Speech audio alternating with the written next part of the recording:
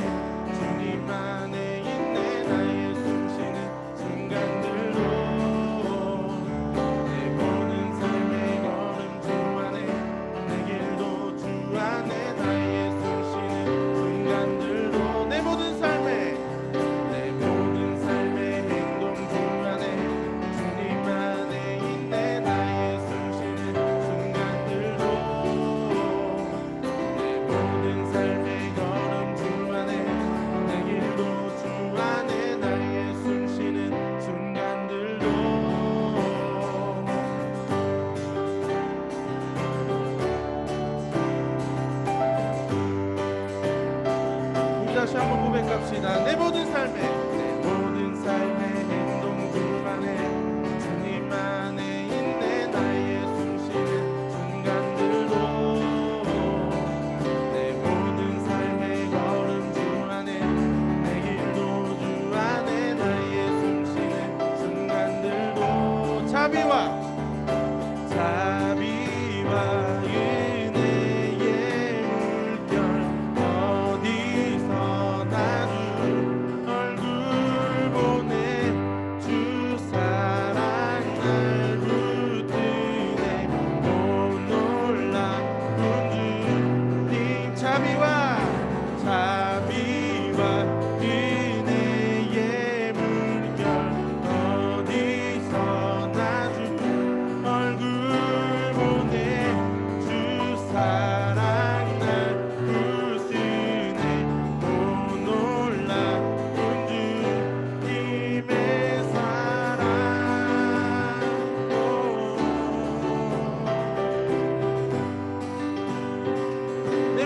내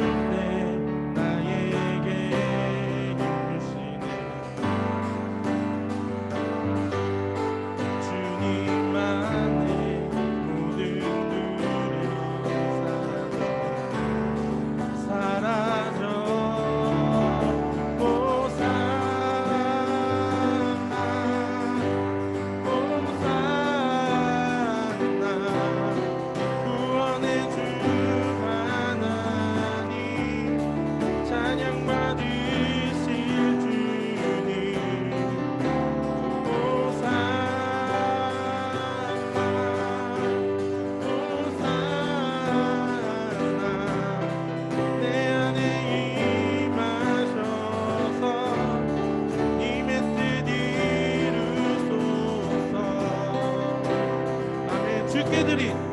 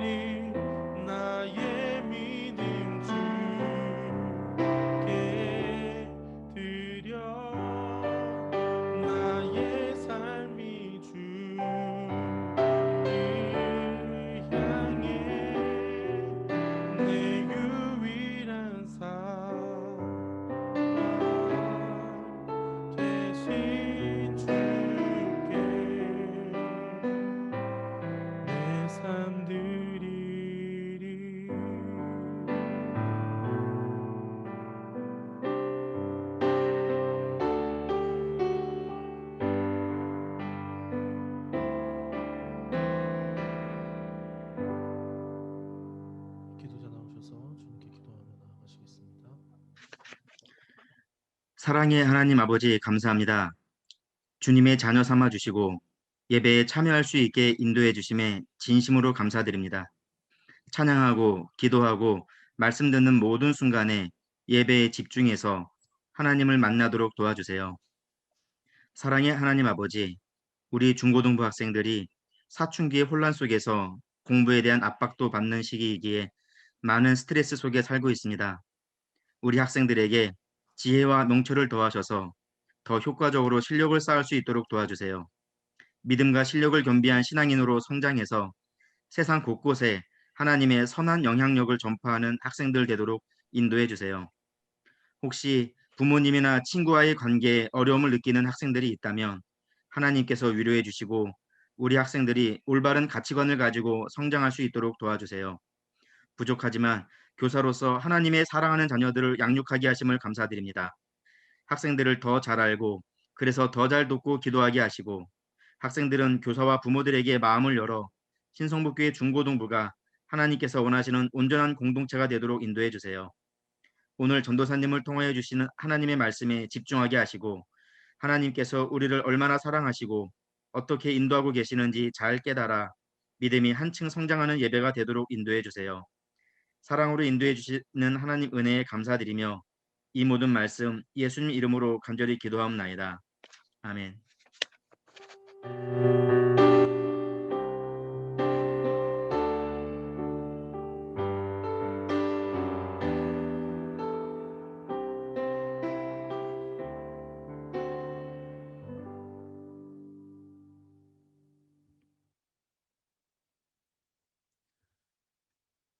이 시간 우리에게 주신 하나님 말씀은 요한복음 3장 16절에서 21절 말씀입니다.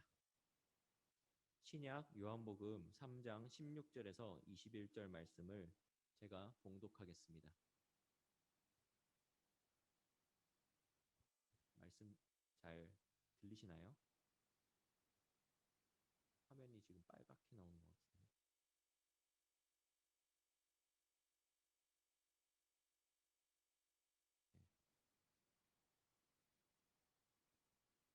말씀 봉독하도록 하겠습니다.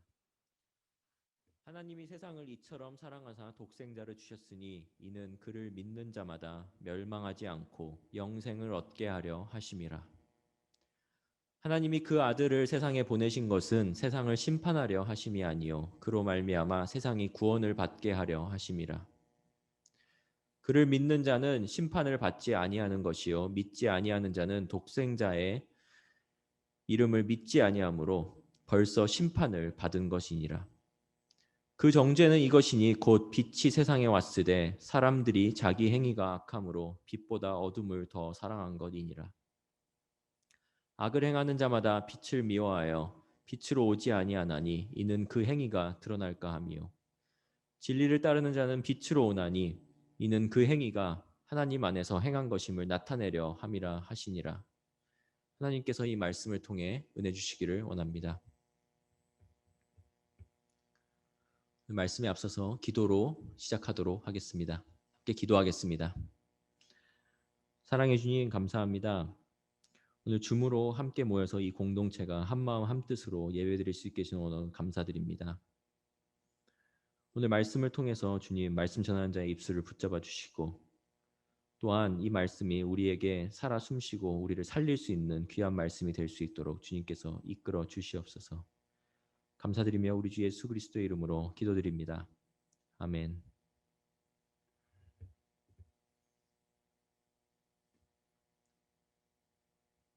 화면 잘 나오시죠? 네.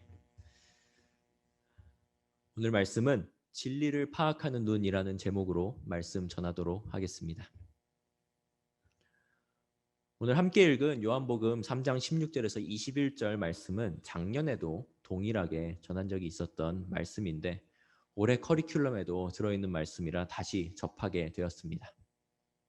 다른 본문을 선택할까도 고민을 해보았지만 같은 본문이 시간이 지나고 또 읽으면 이전에는 보이지 않던 새로운 부분이 보이게 됩니다. 그래서 말씀은 살아계신 하나님의 말씀이다 라고 하는 이유가 바로 여기에 있습니다.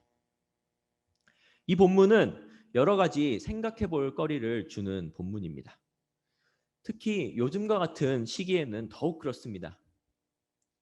최근 우리 사회에서는 교회 다니는 사람들이 굉장히 많은 비난을 받고 있습니다. 여러분도 알고 계시겠지만 인터넷 게시판을 보고 그리고 교회 관련 기사가 등장하면 그 밑에 댓글들이 굉장히 참담합니다. 우리나라 코로나 바이러스 집단 감염에 많은 기독교 연관 단체들이 연루되어 있었고 최근 안타깝게 숨을 거둔 정인이의 사망 사건에도 기독교가 언급되는 등 여러 사건 사고의 연결고리에 교회가 있었습니다. 교회에 다닌다고 말하고 다니는 나의 모습이 교회 다니는 사람 같지 못해서 부끄러운 적은 많았지만 요즘은 그 부끄러움을 넘어서 내가 다니는 교회라는 공동체를 소개하기가 많이 부끄러운 것이 사실입니다. 그래서 이런 때에 이런 질문을 던지게 됩니다.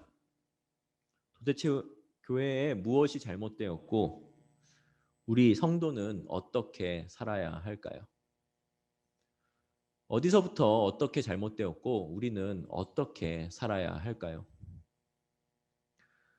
우리가 믿는 하나님은 어떤 하나님이며 우리는 무엇을 믿고 있는지 그리고 어떤 모습으로 이 세상을 살아가야 하는지 오늘 말씀을 함께 보면서 생각해 보도록 하겠습니다. 하나님께서는 이 땅을 너무나도 사랑하셨고요. 그리고 그가 창조하신 모든 사람들을 너무나도 사랑하셨기 때문에 시작부터 사람을 정말 귀하게 창조하셨고 그리고 끝도 책임지시는 그러한 유일무이한 존재이십니다. 그분은 아담과 하와를 통해서 인류를 창조하셨고요. 그리고 땅의 모든 것을 다스리고 정복할 수 있는 권한을 인간에게 허락해 주셨어요.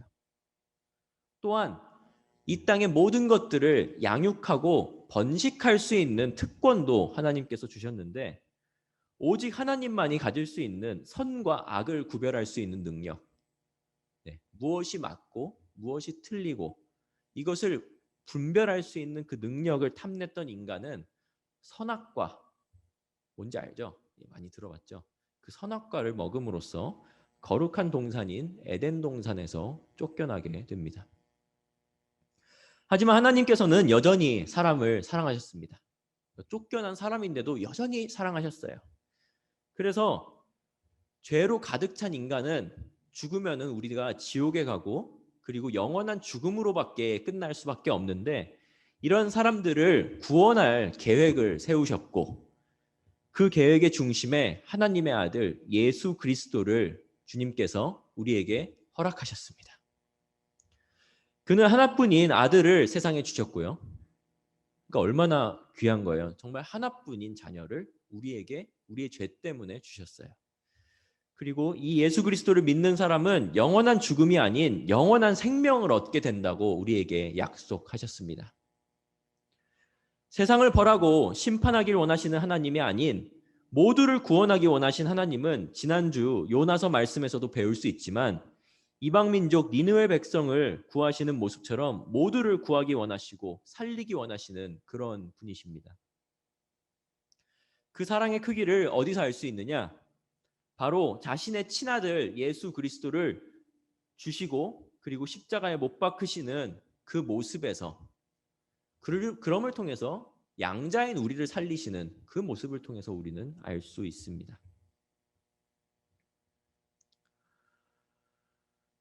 하나님께서는 자신의 하나뿐인 아들을 십자가에 못 박으심을 통해서 우리의 죄를 용서하셨고 그리고 그 예수님은 우리의 구원의 통로가 되셨습니다.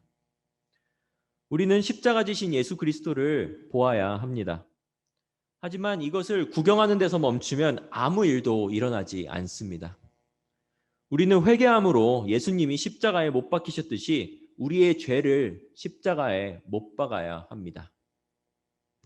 제 뒤에 십자가 보이시죠? 이 십자가도 단순한 하나의 우리 상징물이긴 하지만 이것도 우상이 될 수 있거든요. 이것도 그냥 단순히 우리가 보고 그냥 우리가 예수님을 믿습니다라는 그것에서 머물면은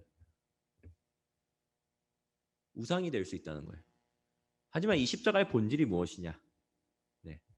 우리가 단순히 이 십자가, 이 기호 상징물을 보는 데서 끝나는 것이 아니라 나도 예수 그리스도가 십자가에 못 박히셨듯이 나 또한 십자가에 못 박히겠습니다라는 고백이 있어야 한다는 뜻입니다.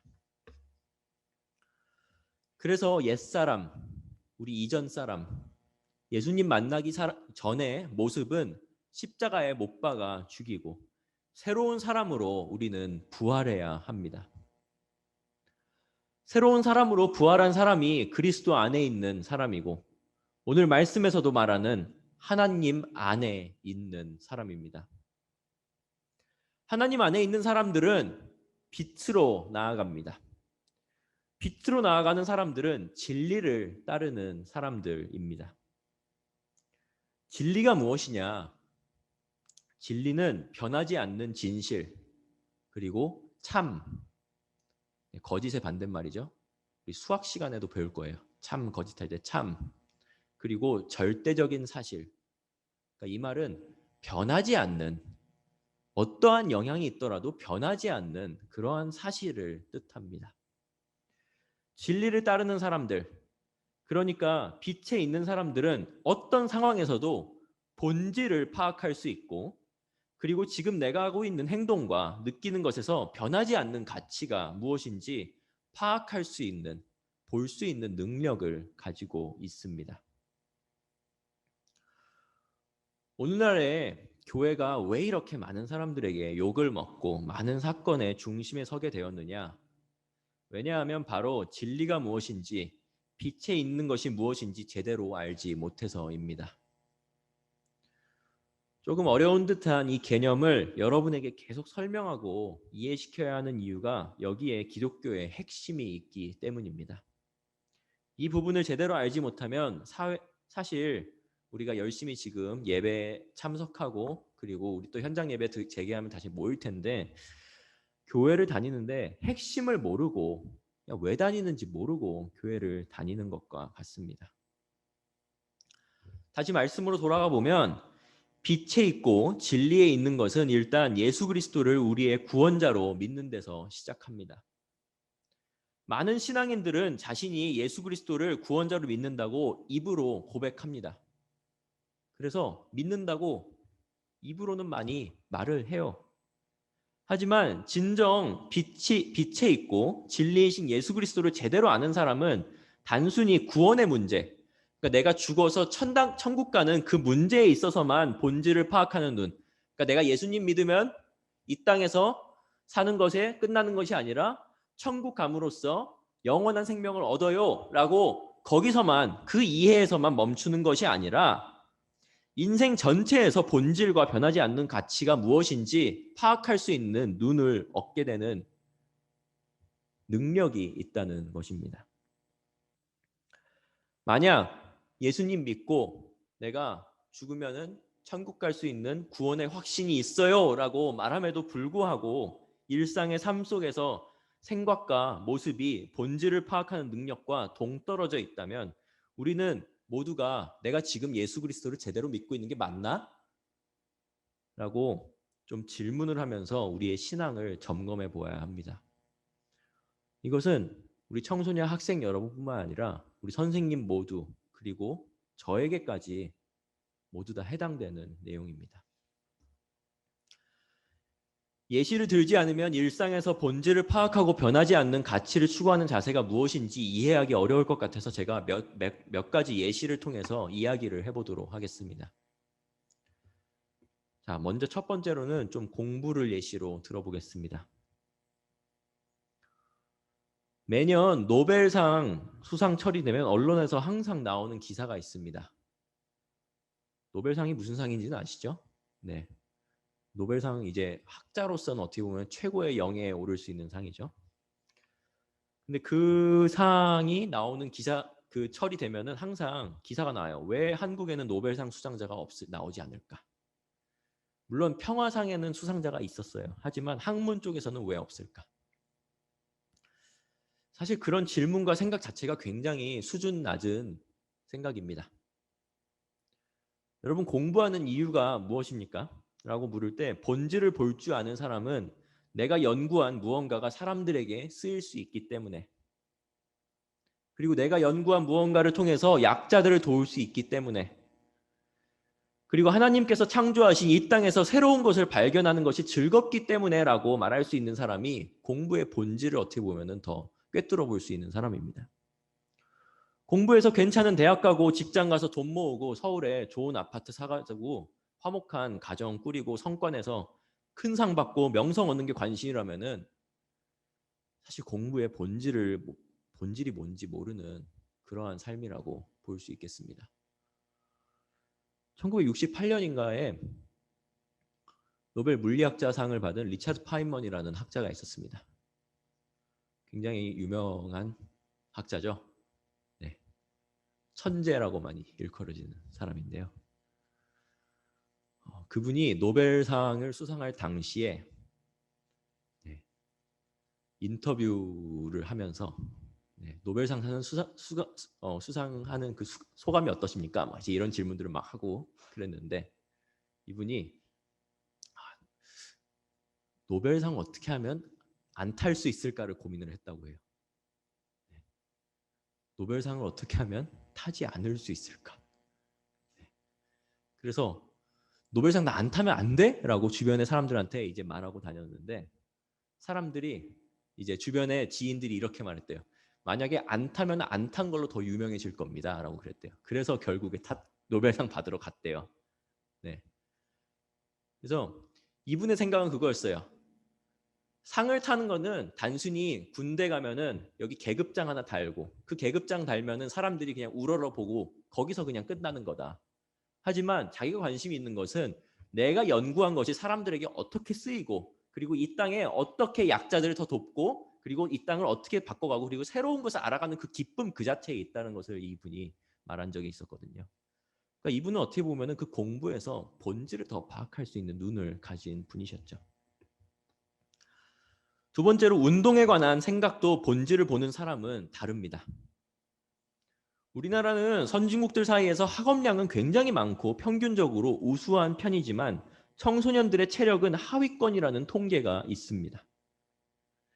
하지만 이에 비해서 올림픽에 나가게 되면은 우리는 인구가 5천만 밖에 되지 않는 어떻게 보면은 선진국들에 비해서 작은 인구의 나라인데 굉장히 높은 상위권의 성적을 거두는 것을 볼 수가 있습니다.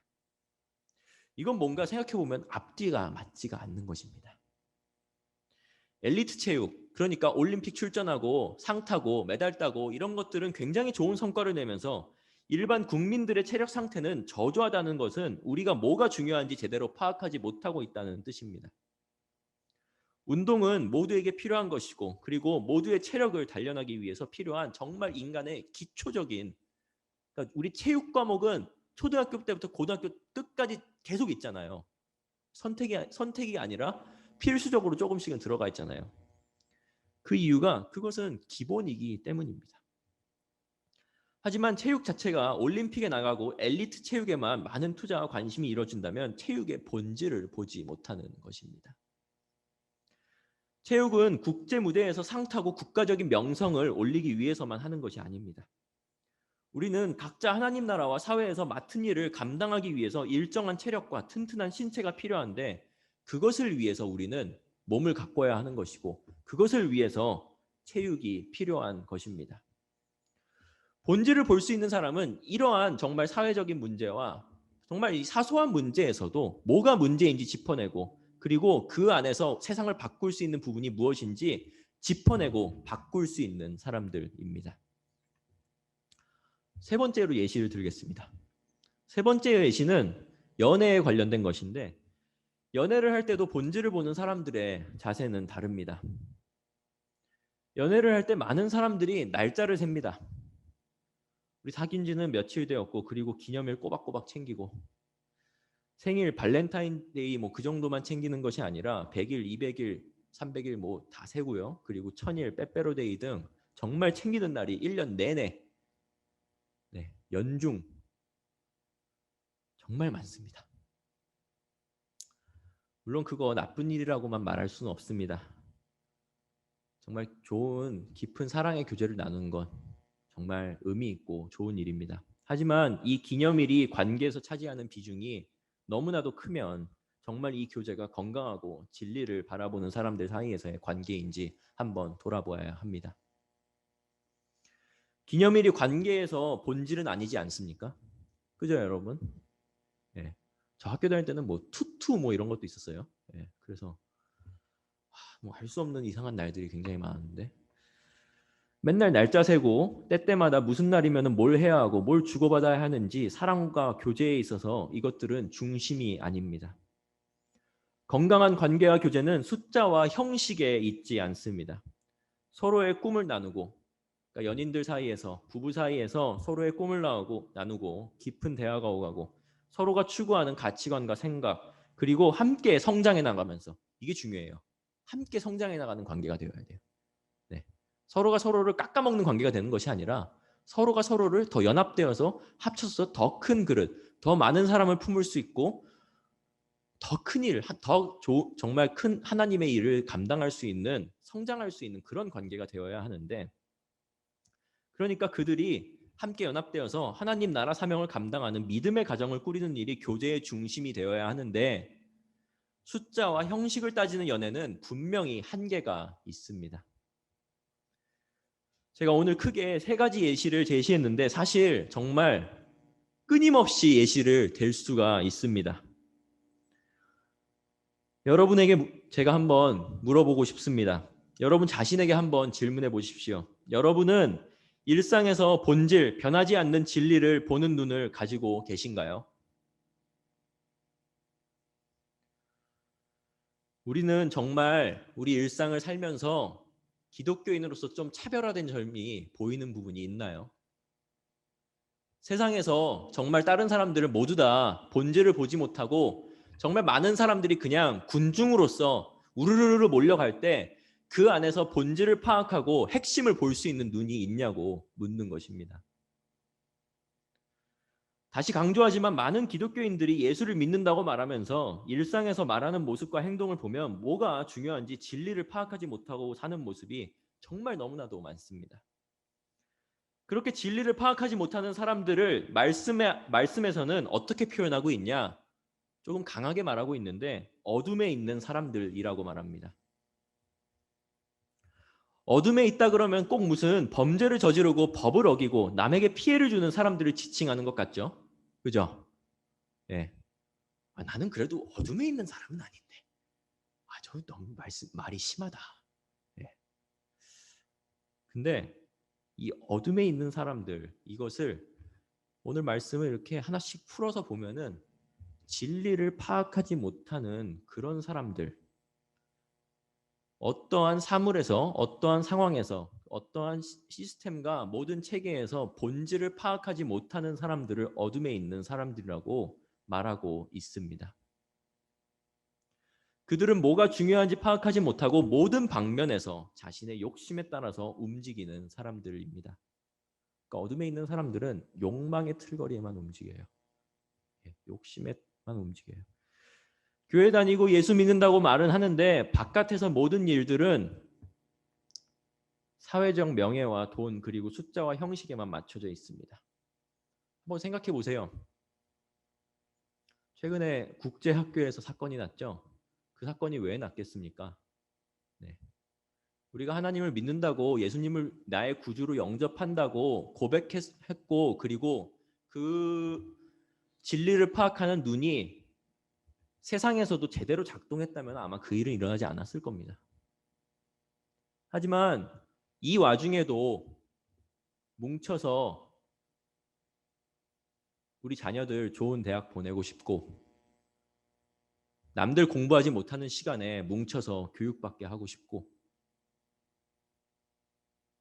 하지 말라는데 이제 법 틀거리에서 걸리지 않을 정도로만 해가지고 요리조리 교묘하게 슬쩍슬쩍 피해서 내 욕심에 따르는 일들 행했기 때문에 이런 일들이 난 건 아니겠습니까? 내가 뭔가 열심히 해서 세상의 빛과 소금과 같은 존재가 되겠다는 생각은 전혀 없고 그저 명예와 돈에만 맞춰진 신앙은 어떻게 보면은 천박한 신앙을 길러냈고, 그리고 우리의 교회도 지금 세상 사람들이 보기에는 너무나도 천박한 기독교가 되었습니다. 우리는 말로만 예수님을 구주로 믿는다고 고백하는 데서 끝나는 게 아니라 일상생활의 모든 면면에서 그런 모습들이 드러나는 참된 신앙인이 되어야 합니다. 그러니까 말로만 예수 그리스도 나 믿고 나 그리스도를 구주로 영접한 사람이고 선한 영향력을 끼치는 사람이 되겠습니다라고 말하는 것이 아니라 정말 작은 사회 문제와 내 일상생활의 하나하나에서 그 본질을 파악하는 눈이 있는 사람, 그것이 어떻게 보면은 참된 신앙인, 교회 안과 교회 밖이 분리되지 않는 참된 신앙인이 되어야 한다는 것입니다. 자, 오늘 설교의 첫 부분에서 제가 던졌던 질문이 있습니다. 우리 교회에 무엇이 잘못되었고 우리 성도는 그럼 어떻게 살아야 할까요? 여기에 대한 대답은 간단합니다. 그리스도 안에서 본질을 파악하는 삶을 살면 됩니다. 너무 당연한 말 같은데 조금 제가 길게 더 설명해 보겠습니다. 제가 요즘 교회에 이제 좀 이렇게 부끄러운 일들이 있고 나니까 어쩌다 이제 뭐 가족들의 대화 자리나 그리고 친구들의 대화 자리 뭐 그런 자리에 가게 되면 이런 대화의 주제들을 나누게 되는데 그럴 때마다 이렇게 말하는 사람도 있어요. 뭐 우리 교단은 문제가 없지 않느냐? 우리 교회는 괜찮지 않냐? 그러니까 억울하다는 거죠. 네. 그리고 교회 이미지가 더 어떻게 하면 나빠지지 않을까 여기에 지금 고민이 있어요. 네. 근데 본질은 여기에 있지 않습니다. 우리가 이 문제를 제대로 해결하기 위해서는 교회 이미지를 어떻게 하면 다시 좋게 만들 수 있을까라는 고민을 하면 되는 게 아니고요. 본질을 제대로 파악한 그 방안은 이미지가 어떻게 좋게 될까를 고민하는 게 아니라 우리가 그냥 그저 옳은 일을 하는 것 그 자체가 중요하다는 거예요. 어떻게 하면 우리가 다시 명예를 회복할까? 여기에 관심을 기울인 게 아니라 그저 우리가 우리의 일상생활 속에서 어떻게 하면 본질을 파악하고 옳은 일을 할 수 있을까에 집중을 해야 된다는 말입니다. 우리가 교회 안과 밖에서 본질을 제대로 파악하고 옳은 일을 사소한 것부터 행하고 산다면 이미지와 명예는 자연스럽게 따라올 것입니다. 남에게 좋게 보이는 신앙인이 아닌 남의 평판과 관계없이 본질을 파악하고 옳은 일을 행하는 데 관심을 두는 저와 여러분이 되었으면 좋겠습니다. 오늘 말씀을 제가 이제 들으면서 그리고 이 말씀 성경 말씀 우리가 함께 보고 그리고 이거에 관련된 제가 본질을 파악하는 눈이 무엇인가에 대한 예시도 드렸죠. 이런 걸 들으면은 조금 불편한 분들 분명히 있으실 거예요. 네. 왜냐면은 나도 좀 저런 게 있었는데 생각되는 게 있을 겁니다. 하지만 그 부끄러움은 인간이 가지고 있는 특권입니다. 부끄러움이 있어야 부끄러운 줄 알아야 인간이에요. 네. 근데 요즘 많은 세상이 부끄러운 줄 모르더라고요. 네.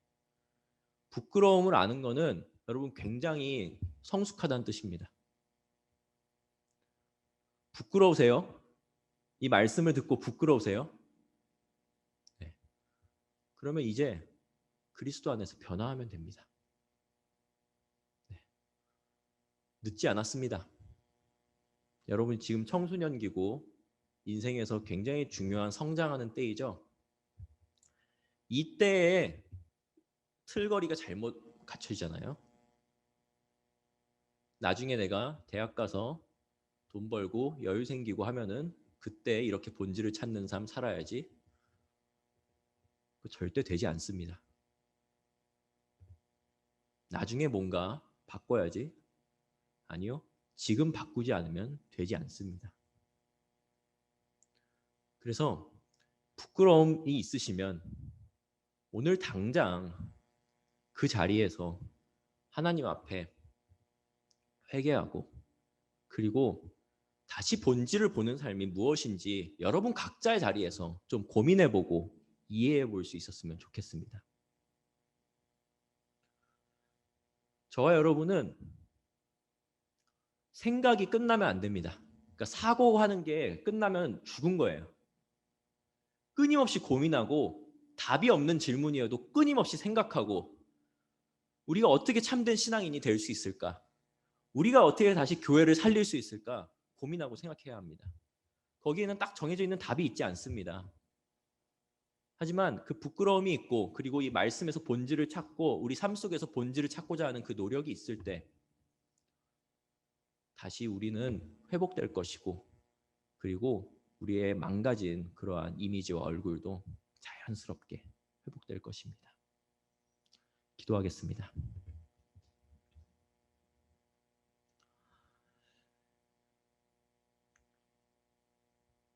주님, 거룩하신 주님 앞에 섰을 때 우리의 모습이 너무나도 부끄럽고 한없이 천박하고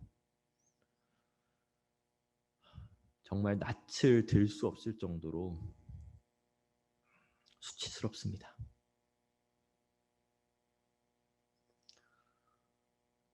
우리는 계속 억울하다 말하고 우리의 책임이 없다고 회피하고자 했지만 주님, 우리의 인생과 우리의 삶을 돌아봤을 때 우리도 본질과 그리고 중심을 제대로 파악하지 못하는 그러한 사람들이었음을 고백합니다.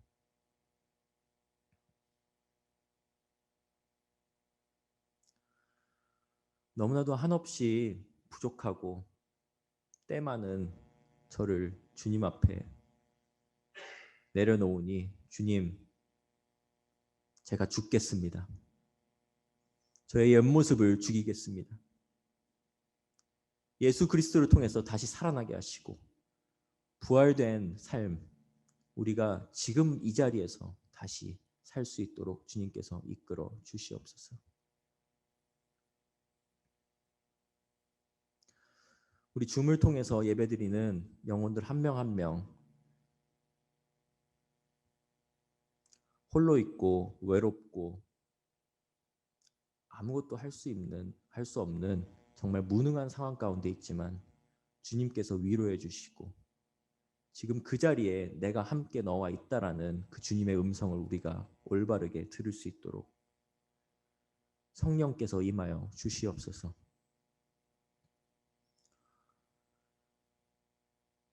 주님 앞에 모든 것들을 드리기 원하고 우리의 삶의 모든 중심을 올바르게 볼 수 있는 신앙인으로 성장하기를 소망하며 우리 주 예수 그리스도의 이름으로 기도드립니다. 아멘.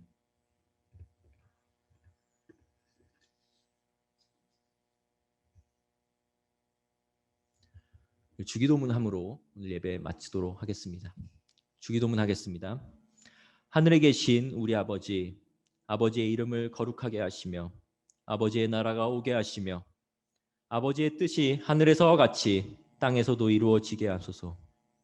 오늘 우리에게 일용할 양식을 주시고 우리가 우리에게 잘못한 사람을 용서하여 준 것 같이 우리 죄를 용서하여 주시고 우리를 시험에 빠지지 않게 하시고 악에서 구하소서. 나라와 권능과 영광이 영원히 아버지의 것입니다. 아멘.